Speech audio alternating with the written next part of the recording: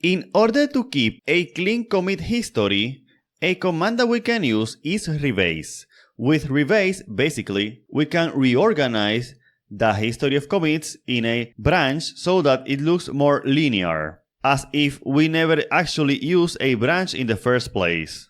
In practical terms, Rebase will allow us from a branch bring the changes from another branch.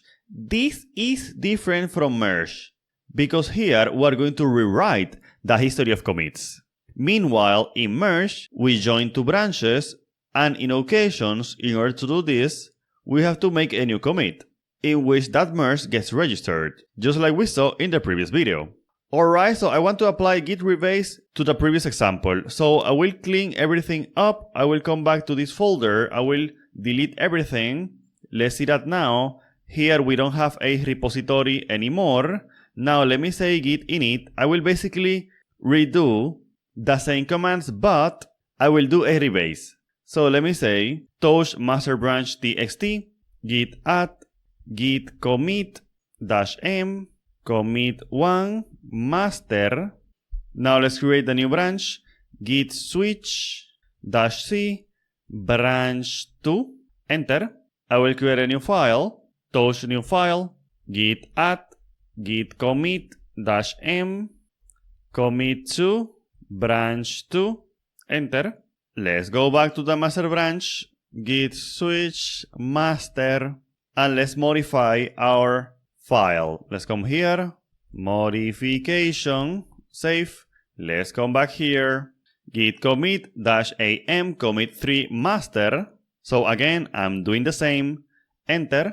Now, instead of just doing a merge, since I know that changes has been made in the master branch that are not in the branch 2, what I will do is that I will do a rebase, which means that we're going to bring the changes from the master branch to branch 2. So let me say git switch, let's go to branch 2, and I want to say git rebase master. Enter.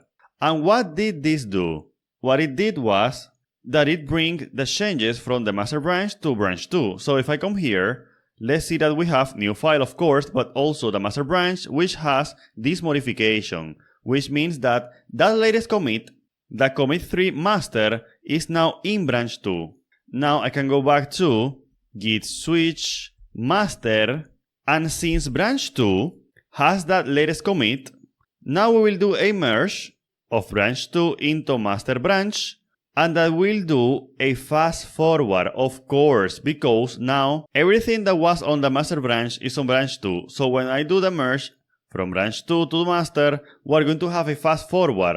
So let me say git merge branch 2, enter, fast forward as you can see, and if I repeat git log one line graph, we're going to see that we have a very much simpler graph here. Notice that we only have 3 commits. Before, we used to have 4 commits and this complex graph that we have here, in which we have 2 lines. Now we don't have that.